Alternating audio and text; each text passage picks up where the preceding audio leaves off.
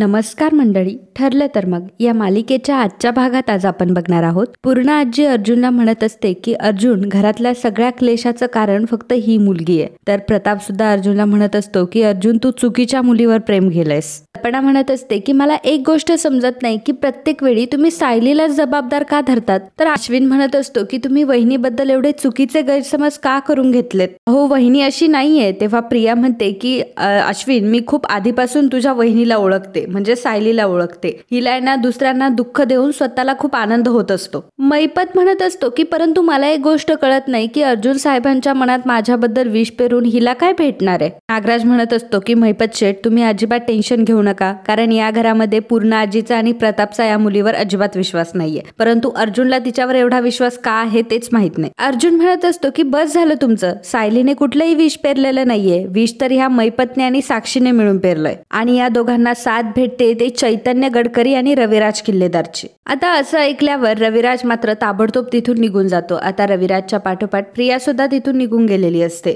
मैपत पूर्ण आजीला म्हणतो की पूर्ण आजी, मी मैत्रिणी बघण्यासाठी इथे आलो होतो, परंतु जर तुम्हाला काही त्रास झाला असेल तर मला माफ करा. साक्षी आणि मैपत सुद्धा तिथून निघून गेलेले असतात. पूर्ण आजी सायलीला म्हणत असते की झाला तमाशा, झालं का आता तुझं मन समाधान आमच्या घरामध्ये आग लावून. अर्जुन पूर्ण आजीला म्हणतो की पूर्ण आजी प्लीज, सायली गप्प राहून सगळं ऐकून घेते, याचा अर्थ असा नाहीये की तिला कोणी काहीही बोलावं. कल्पना म्हणते की तेच ना, प्रत्येक वेळी कोणत्याही गोष्टीचं खापर फक्त सायलीच्याच नावावर फोडलं जातं. अर्जुन म्हणतो की कारण सायलीचं स्वच्छ मन कोणालाही दिसत नाही. प्रताप अर्जुनला म्हणत असतो की अर्जुन, अरे प्रेमात आंधळा होत चाललायस तू, ही मुलगी सर्वांना दुखवते हे तुला कळतच नाहीये. प्रताप आणि कल्पनाही तिथून निघून गेलेले असतात. पूर्ण आजी अर्जुनला म्हणते की अर्जुन, जेव्हा तुला ह्या मुलीचा खरा चेहरा दिसेल ना, तर या घरामध्ये तो दिवस सोन्याचा असेल. आणि मग पूर्ण आजी आणि अस्मिताही तिथून निघून जातात. सायली आता खूप रडत असते. अर्जुन सायलीला म्हणतो की मिसेस सायली, कोणी काहीही म्हणालं तरी माझा तुमच्यावर पूर्ण विश्वास आहे. सायली म्हणते की तुमच्या विश्वासाला कधीही तडा जाणार नाही. आज ह्या मैपत आणि साक्षीने आपलं घर तोडलंय आणि आता त्यांना शिक्षा तर होणारच.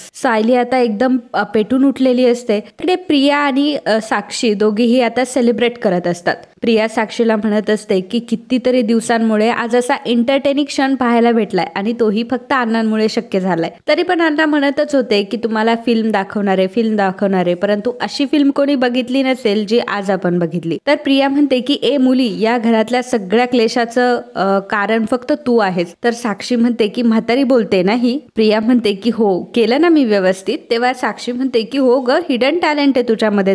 तर इकडे सायली अर्जुनला म्हणत असते की त्या मैपत आणि साक्षीला असं वाटेल की जाळं आपण टाकू आणि आपण त्यात अडकू, असं नाही होणार. आश्रमाच्या वेळी सुद्धा त्यांनी असंच केलं होतं, पण बिचारे मधुभाऊ त्यामध्ये अडकले. अर्जुन म्हणत असतो की आणि आता बरोबर त्यांनी डॅडला टार्गेट केलंय. सायली म्हणते की पण मधुभाऊ एकटे होते म्हणून अडकले, परंतु आता तुम्ही आहात ना डॅड सोबत. आणि जेव्हा तुम्ही मधुभाऊंची केस घेतली तेव्हाच तर मैपत आणि साक्षी घाबरले होते, परंतु त्यांना तुमच्यापर्यंत पोहोचता आलं नाही म्हणून त्यांनी आधी चैतन्य सर आणि मग बाबा असा मार्ग निवडलाय. अर्जुन म्हणत असतो की त्यांनी मुद्दाम ही सिच्युएशन क्रिएट केली आहे. प्रिया साक्षीला म्हणत असते की साक्षी, आपण छान सेलिब्रेट करूयात ना ग, नाहीतरी कितीतरी दिवसांनंतर आपल्याला यश भेटले, नाहीतर आपण नेहमी तोंडावरच पडत राहतो. तर साक्षी म्हणते की ठीक आहे ना, असे छोटे मोठे अपयश येतच असतात, परंतु हे यश किती महत्वाचं आहे आणि त्याच्या पुढे तर बाकीचे अपयश काहीच नाहीये. आणि हा, आपलं सेलिब्रेशन तर व्हायलाच पाहिजे या गोष्टीवर. प्रिया म्हणते की पण साक्षी, या सगळ्या गोष्टीमुळे अर्जुनचं खरंच त्या केसवर दुर्लक्ष होईल ना.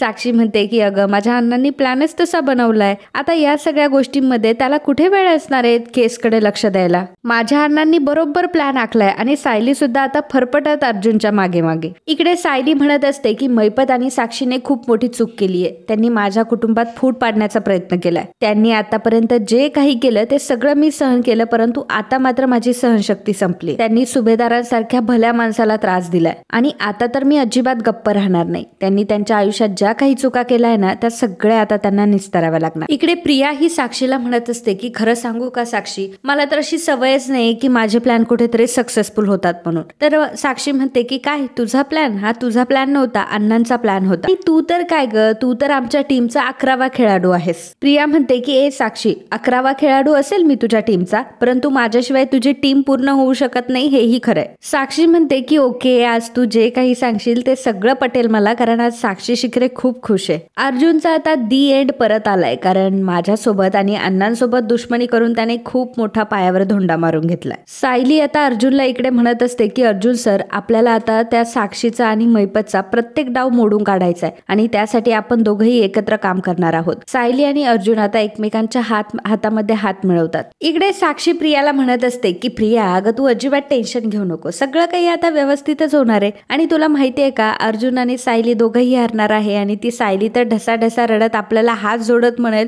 की प्लीज हे कृपया थांबवा, कारण या सगळ्यामुळे मला खूप त्रास होतोय. तुम्हाला जे जे जसं जसं हवंय ना ते सगळं होत राहील. इकडे अर्जुन सायलीला म्हणत असतो की आजपर्यंत माझं आणि मैपतचं वैर फक्त केस पर्यंत होतं, परंतु आज मात्र त्याने माझं घरापर्यंत आणलंय.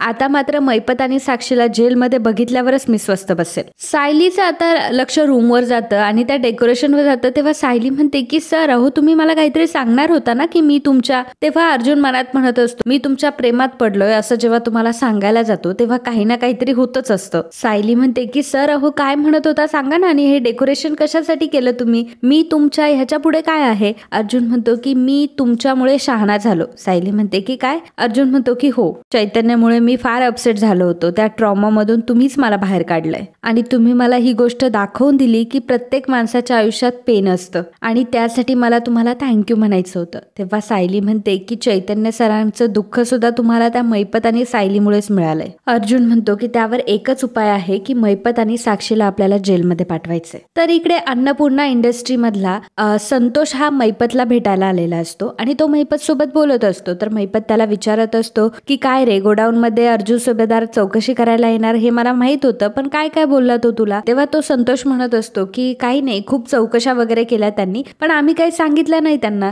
तर त्यावेळी चैतन्य हा वरती आलेला असतो आणि त्याचं सहज लक्ष त्या संतोषवर जातं आणि तो विचार करतो की हा तर अन्नपूर्णा इंडस्ट्री मधला माणूस आहे संतोष, हा इथे काय करतोय अण्णांसोबत. चैतन्यला आता खरं काय आहे ते जाणून घ्यायचं असतं. चैतन्य लगेच खाली येतो आणि खाली येताना नेमकं साक्षीची आणि त्याची धडक होते. साक्षी त्याला म्हणते की अरे चैतन्य काय करतोय, कुठं चाललायस. तेव्हा चैतन्य म्हणतो की साक्षी ऐक ना, तो अण्णांसोबत तो माणूस बोलतोय, तो तर अन्नपूर्णा इंडस्ट्री मध्ये काम करतो ना. तर साक्षी चैतन्याला सांगते की अरे चैतन्य, अण्णांनीच त्याला बोलवलंय, कारण प्रताप काकांच्या त्या ट्रकमध्ये ते नार्कोटिक्स कोणी ठेवले हे अण्णांना शोधून काढायचं, म्हणून त्या चौकशीसाठी अण्णांनी त्याला बोलवलंय. आणि तुला खरं सांगू का, अण्णांना तर रात्रभर झोपच आली नाही. अण्णांना काही करून प्रताप सरांवर आरोप जो झालाय ना तो सिद्ध करायचा आहे. चैतन्यालाही आता ते खरं पटतं आणि चैतन्य आतमध्ये निघून जातो. तर सायलीने आतापर्यंत जे काही झालं ते सगळं लिहून ठेवलेलं असतं, म्हणजे आश्रमात झालेला विलासचा खून, त्यानंतर प्रिया रविराजची मुलगी आहे हे सत्य बाहेर येणं, त्यानंतर चैतन्य आणि अर्जुनचा झालेला वादावाद आणि मग नंतर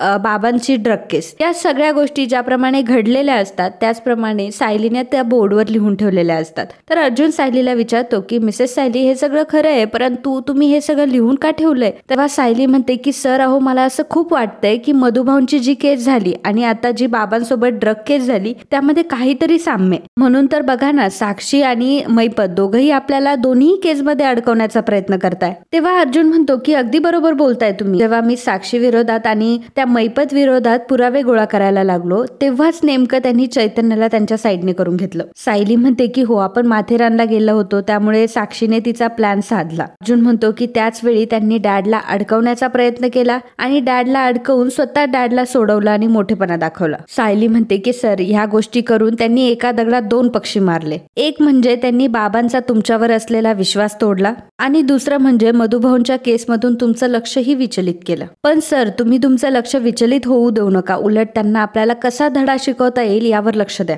आधी तुम्हाला एकाच केसमध्ये ह्या दोघांचे मुखवटे फाडायचे होते, आता परंतु तुम्हाला 2 केसमध्ये दोघांचे मुखवटे फाडायचे आणि माझी खात्री आहे की तुम्ही पुरावे सुद्धा मिळवाल. तेव्हा अर्जुन म्हणत असतो की आणि मला एक खात्री आहे की ते साक्षीचे आणि त्या मैपतचे आता जेल बाहेर थोडेसेच दिवस राहिलेत. तर मित्रांनो, आजचा हा भाग इथेच संपतो. पुढील भागात आपल्याला बघायला मिळणार आहे. अर्जुन आता प्रतापकडे येतो आणि प्रतापला म्हणत असतो की डॅड, जे झालं ते विसरा, आता मला फक्त तुमच्या केसवर फोकस करायचा आहे. तुम्ही निर्दोष आहात हे तर मी कोर्टात प्रूव्ह करेलच. तेव्हा प्रताप अर्जुनला म्हणतो की मी ह्या वकील पत्रावर सही करणार नाही, मी माझी ही केस दुसऱ्या वकिलाकडे देतोय. तर इकडे सायली ही पूर्णा आजीला जेवण वाढत असते, त्यावेळी पूर्णा आजी कसलाही विचार करत नाही आणि जोराचं ते ताट फेकून देते. तर मोठा आवाज होतो, तर सायली मात्र घाबरते. कल्पना म्हणते की काय झालं पूर्णा आई. तेव्हा पूर्णा आजी म्हणते की मी ह्या मुलीच्या हातून जेवण खाणार नाही, मी एक वेळ उपाशी राहीन, परंतु या मुलीने शिजवलेलं अन्न खाणार नाही. तर मंडळी, असेच डेली अपडेट आणि ट्विस्ट एपिसोड बघण्यासाठी आत्ताच आपल्या चॅनलला सबस्क्राईब करा